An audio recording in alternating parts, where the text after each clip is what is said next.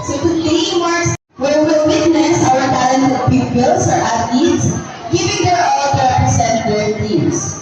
This year's team, Unleash the Champion within, embracing excellence and unity, reminds us that it's not just about winning but showing integrity, unity, and respect both on and off the field. That's right. But before we get into the excitement of the games, let's begin the program with an introduction to set the tone for today's event. May now invite Madam Jacqueline F. Pagansag, teacher 3 to lead us in prayer.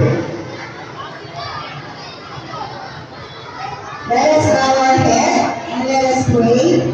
Almighty Father, we thank you for this grace-filled day of gathering where our learners with exceptional talents who will showcase what they prepared for today.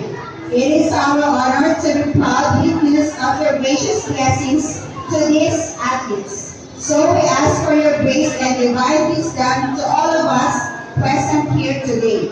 The players, the guests, officials, and families, so we could cooperate and enjoy camaraderie and love for the greater glory of your name. We ask all of this in the glorious name of our Lord Jesus Christ. Amen.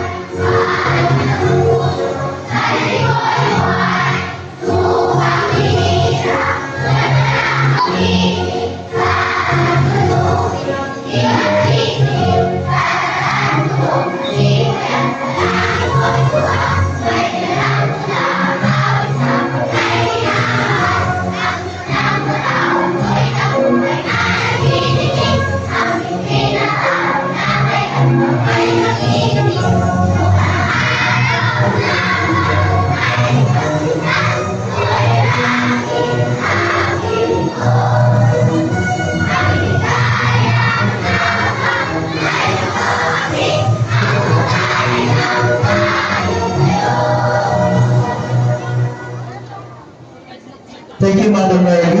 You will now be seated. To officially welcome us to this momentous event, we are honored to have our beloved and dedicated school principal, Dr. Maribel C. Hawson. Let's give her a warm round of applause.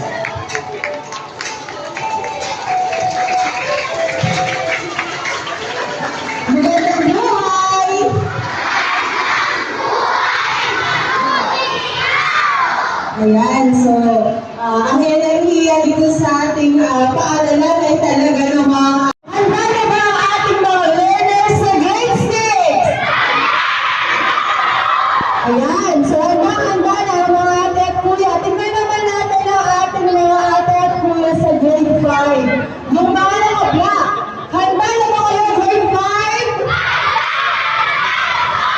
Ayan. Ayan, very good.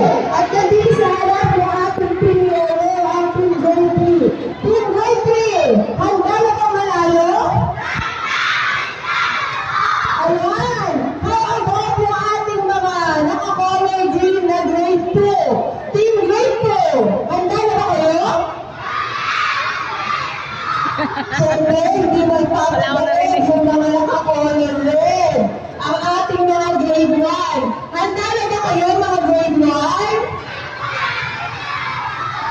At syempre pa ang ating mga bunso, bagamat maliliit, hindi mo sila magpapadaig. Team Kinder, give us your loudest cheer. Go! Ang narinig lang po. Okay, so lahat tayo. From Kinder to grade 6, sabihin nga natin, handa na po sa bilang na tatlo. Ready? 1, 2, 3, go! Ayan, nakakatawa kayong makita. So, short lang ang ating welcome remarks. Thank you po sa mga magulang na kapiling namin ngayon, sa mga kapwa-guro, mga intern na nag-prepare para sa success na activity ito. At sa star ng ating umaga, ang ating mga mag-aaral, may na tayo sa Olympic Gold Medal Nuno. At yun, pero bago mangyari yun, kailangan nyo munang manalo ngayon. Kailangan nyo manalo sa district meet, sa municipal meet, at sa mga susunod